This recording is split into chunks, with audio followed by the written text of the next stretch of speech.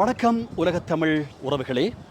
இன்றைய நாள் மே தினம், அதாவது 8 மணித்தியால வேலை, 8 மணித்தியால ஓய்வு, 8 மணித்தியால தூக்கம் என்ற தாத்பரியத்தினை மானிட வாழ்வில் கொண்டு வர வேண்டும் என்பதற்காக நிறுவப்பட்டிருக்கின்ற ஒரு தத்துவத்தை இங்கே நாங்கள் பார்க்கக்கூடியதாக இருக்கிறது. பெருமளவு வர்த்தக நிலையங்கள் இன்றைய தினம் இங்கே மூடப்பட்டிருக்கின்றன. அதாவது பிரான்சிலே ஒரு அரச உத்தரவு இருந்ததாக நேற்று சொல்லப்பட்டது. அதாவது கண்டிப்பாக எல்லா வர்த்தக நிறுவனங்களும் மூடப்பட்டிருக்க வேண்டும் என்று.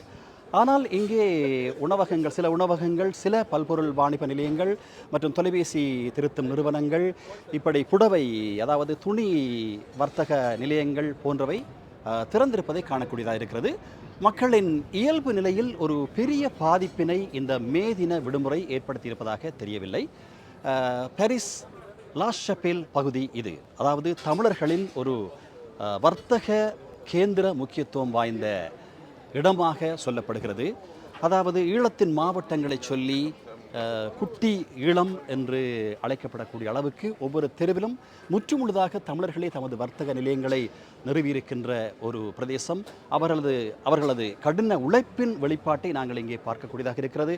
அதாவது புலம்பெயர் மக்களாக இங்கே இடம்பெயர்ந்து வந்து தாம் வாழ்ந்த மண்ணிலிருந்து வேரோடு பிடுங்கி வீசப்பட்ட அவர்கள் இன்னொரு இடத்திலே முளைத்து ஆல விருட்சமாக விழுதுகளை அவர்கள் எறிந்து கொண்டிருக்கின்ற ஒரு தாத்பரியத்தை, அந்த விழுமியத்தை நாங்கள் இங்கே பார்க்கிறோம். அந்த மாபெரும் சாதனையின் பதிவு செய்யப்பட்டிருக்கின்ற ஒரு இடம் இது. இந்த பாரிஸ் லா ஷப்பேலுக்கு நீங்கள் வந்தால் இங்கே ஒரு வைப் இருக்கும் என்று சொல்வார்கள். ஒரு அலை, ஒரு உற்சாக அலை. ஏனென்றால் இங்கே அந்த நாட்டிலிருந்து எல்லா நம்பிக்கைகளையும் இழந்து புது நம்பிக்கைகளை இங்கே உருவாக்கி கொண்டு முன்னேறி வாழ்க்கையில் சாதனை படைத்த பலரையும் நாங்கள் பார்க்கக்கூடிய ஒரு இடம்.